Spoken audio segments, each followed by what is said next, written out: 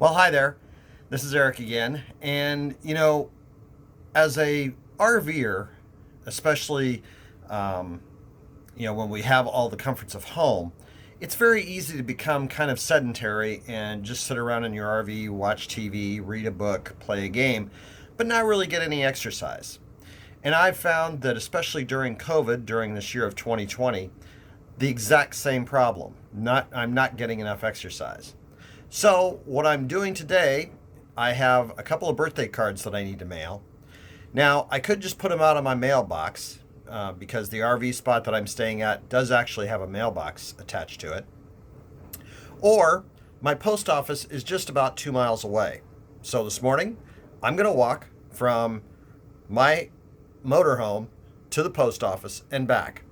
According to Google Maps, it says it should take about 41 minutes to get there and 41 minutes to get back. Don't really have anything else pressing today, so I can afford an hour and a half to run this errand, get some exercise, save a little gas, and get some fresh air, because we all know with COVID, we're spending way too much time inside. So I'm going to mask up, put my gloves on, and grab my birthday cards that I need to mail, and head out. So we'll touch base with you. Okay, well, I'm getting ready to set off. So I've got my mail that I need to send. And I've also got my smartwatch that I'm going to start my exercise with here in a moment. And we'll just see how we do on our little trip this morning. Stay tuned. Now, right now, I'm the only one out here, so I don't have a mask on, but I've got a mask with me so that I can mask up as soon as I see somebody. It is 8:32, and so my prediction is I'll be back to the motorhome about 10 o'clock. I've got some chores to do around the house, but really don't have anything else I need to do. I do need to get this exercise, so we're gonna get it in and see how it goes. And going through the RV park here, just getting started on the walk, and we'll see how our metrics are when we get back to the RV. So I'm out on White Rock Road, just a suburban neighborhood, older part of Rancho Cordova. Probably a lot of these homes were built, or these duplexes were built in the latter part of Mather Field, which was actually launched in World War I, but Mather Field was used up until the end of the Cold War, and now it's a regional airport. But it's an older neighborhood. It's a lower middle income neighborhood, but it's actually fairly safe. So I'm adjacent to White Rock Park and also White Rock Elementary School, and this is a great little park. When we first moved here in 2010, this park was all fenced off because they were rebuilding it. New lawn, new play structures, the water park feature. So it's been a nice resource here in the community. And just moseying along here at a decent clip. My goal is to be back to the motorhome before 10 o'clock and basically beat the 40 minutes there, 40 minutes back time frame if I can. Again, don't have any particular agenda today, but I would like to be able to get my heart rate up at a decent amount with my walk. So haven't really run into anybody yet. Got this runner down here a little bit, but as I get closer to Zinfandel Drive, I'll be putting my mask on because I know I'll be coming across people down there. And I'm now off of White Rock Road. It just kind of turns into another street I think is Mill Station. I don't know if you can see it behind me, but I love fall. I love all the trees and how they change color this time of year. It's actually December 5th, so I guess we are technically still in fall. We haven't really had any measurable rain this year, which pretty much is sticking to our global warming methodology or theory, which is sad. But okay, so the street I'm on is Mills Park, and just kind of worming my way through this part of Rancho Cordova, kind of the north end of town, to the post office. I've seen a couple other people wearing masks this morning. The gentleman up here is running and he's got a mask on, good for him. And so we'll just continue to make progress and keep you posted. So I've turned off of Mills Park onto Olson Drive, and Olson Drive is the closest cross street to the post office, but I still got a ways to go. I haven't gotten to Zinfandel yet, which is a fairly busy intersection. And then I'll walk along, continue along Olson Drive past Target, and then I'll get to the court where the post office is at. So we're making good progress. Everything's going fine. And you know, I thought about it. Being 58, need to get more exercise. You get osteoporosis. Yes, more so maybe in women than men, I guess, but still a possibility. And hopefully fighting off arthritis. Don't really have any indications of that yet, but doesn't hurt to prevent it. So if you can, to the extent that you can, get out there and go for a walk today.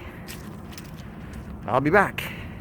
I should have mentioned the mail that I'm sending out today is a couple of birthday cards, which I may have mentioned that.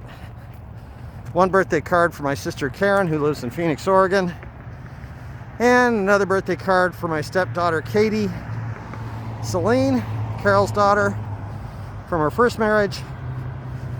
Karen's birthday is on the 7th, Katie's is on the 8th. And managed to remember that without even looking at the calendar. So I'm getting the cards in the mail before their birthdays, so that's a bonus. I'm not sure if Katie will even look at her card because her mom and I are in the throes of a divorce, so she may not even want to hear from me. I don't know. Hard to tell. I've reached out to her a couple times since Carol and I have started down this road of divorce, and I've heard nothing from her, so who knows. But as they say, at least I'm trying. I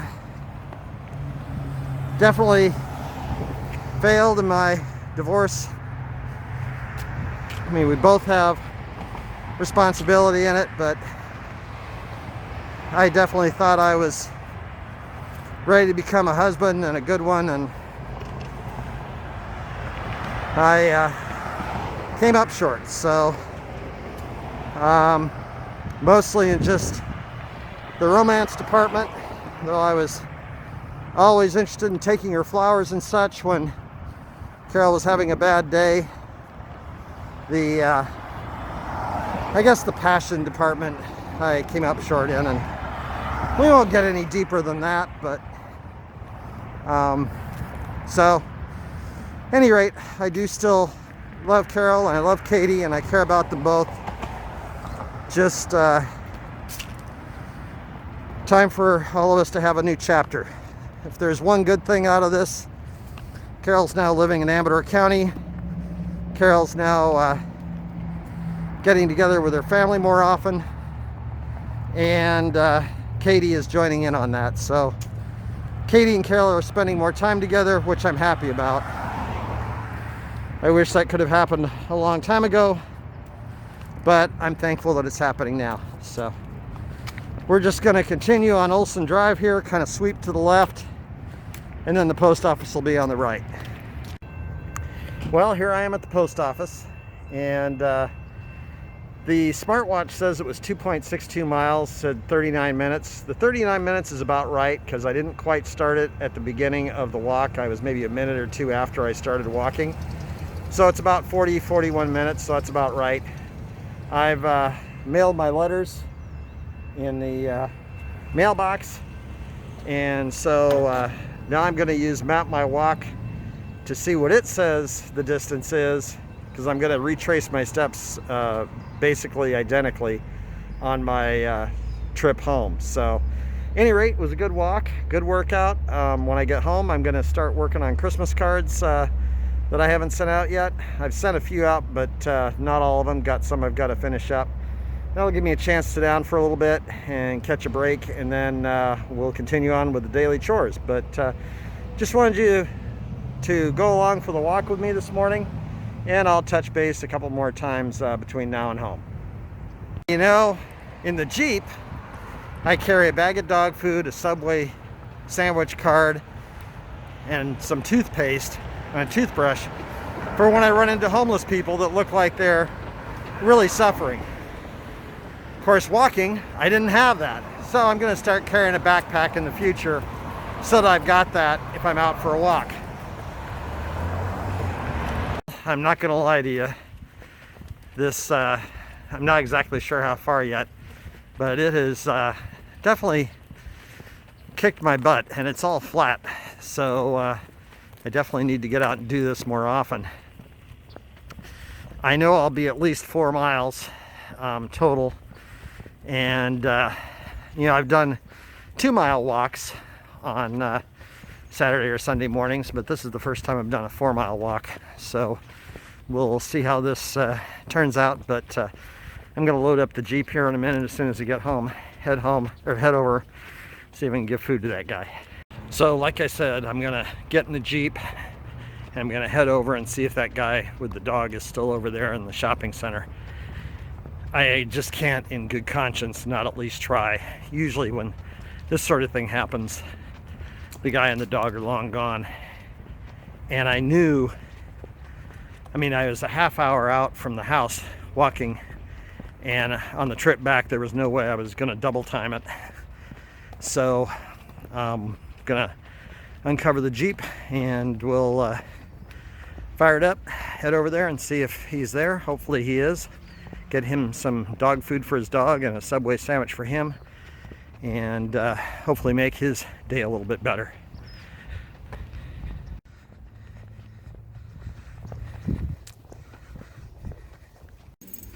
Okay, well, I'm heading over. The end result was 2.26 miles according to Map My Walk, and because that one's GPS oriented, I tend to think that's closer to the truth. It took me 41 minutes to walk back from the post office, which is probably about right. I tried to keep the same pace as I did going, but I have to admit the last half of the back half of the trip, I was feeling like I was dragging pretty good, but I'm a little out of shape. I'm 58 and 198 pounds-ish. So, you know, one of the reasons I'm trying to get out and move more is because I'm trying to lose some of this weight, and I am making progress. It's not nearly as fast as I would have envisioned, but I am making progress nonetheless. So I'm going to head over to where Starbucks was, where that guy was with his dog, and hopefully give him a bag of dog food and some other stuff that'll hopefully help him out. So stay tuned.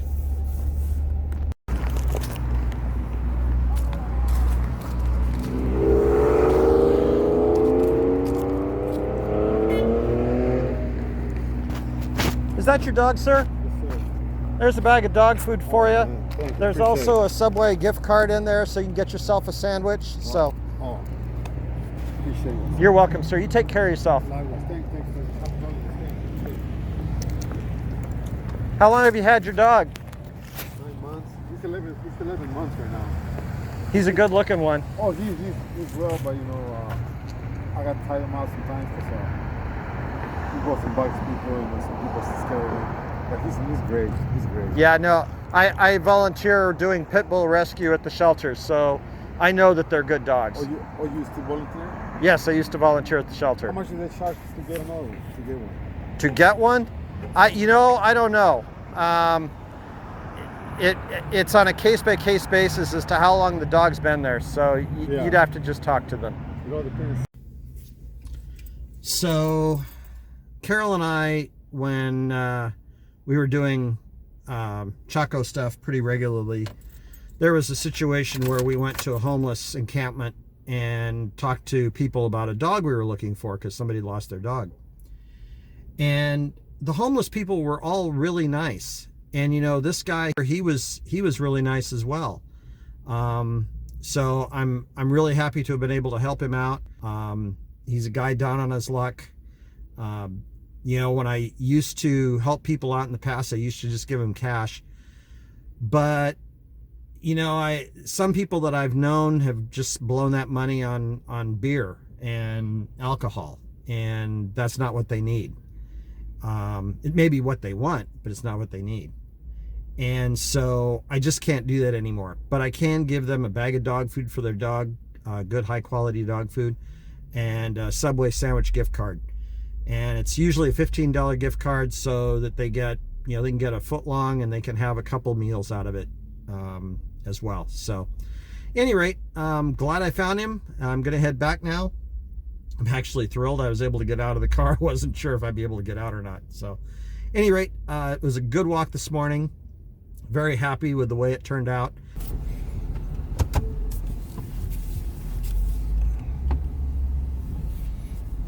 So there's the dog. He's actually got a pillow out there for the dog. So that's pretty cool. He loves his dog. And, homeless people are people too. Just like inmates and everything else. They're all people. May have had a bad start to life, may have been abused, and so things haven't gone well for them, but they're good people. Well, they're at least people. But homeless people are good people. They just have had a raw deal. You folks have safe travels out there, and tune in next time for my next installment. Be sure to hit the subscribe button down below, and we'll be seeing you on the road. Take care. Bye-bye.